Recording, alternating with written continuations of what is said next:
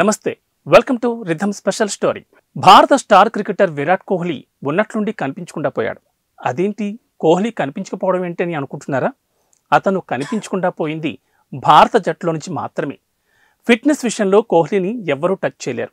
అంతర్జాతీయ క్రికెట్లోకి అరంగేట్రం చేశాక వ్యక్తిగత కారణాలతో తనంతట తాను తప్పుకున్నాడే తప్ప ఫిట్నెస్ సమస్యలతో మ్యాచ్లకు దూరమైనవి ఒక్కటి కూడా లేదు. కానీ ఉన్న పడంగా ఇంగ్లాండ్తో టెస్ట్ సిరీస్కు మాత్రం కోహ్లీ అందుబాటులో లేకుండా పోయాడు. తొలి టెస్టు జరిగిన హైదరాబాద్కు వచ్చిన కోహ్లీ మ్యాచ్ ఆడకుండానే బీసీసీఐ అనుమతితో వెళ్లిపోయాడు. రెండో టెస్ట్ నుంచి అందుబాటులోకి వస్తాడనుకుంటే కోహ్లీ నుంచి ఎలాంటి సమాచారం లేదు. దీంతో రెండో టెస్టుకు దూరమైనట్లు బీసీసీఐ ప్రకటించింది. ఇక మూడో టెస్టుకు వచ్చేసరికి ఇంగ్లాండ్తో టెస్ట్ సిరీస్కు కోహ్లీ పూర్తిగా దూరమైనట్లు బీసీసీఐ పేర్కొంది.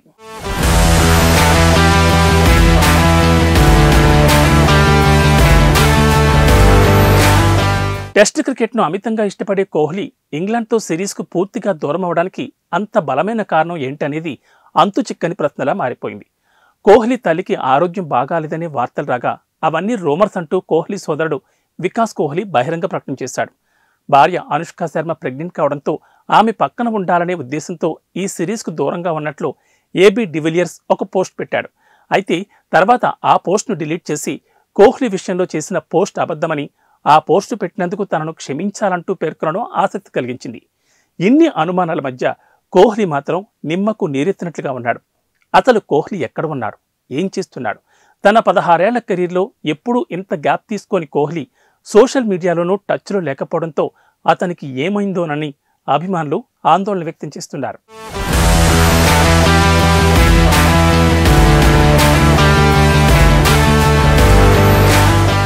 ఈ మధ్యకాలంలో కోహ్లీ తరచూ విశ్రాంతి పేరుతో జట్టు నుంచి తప్పుకోవడం చూస్తున్నాం.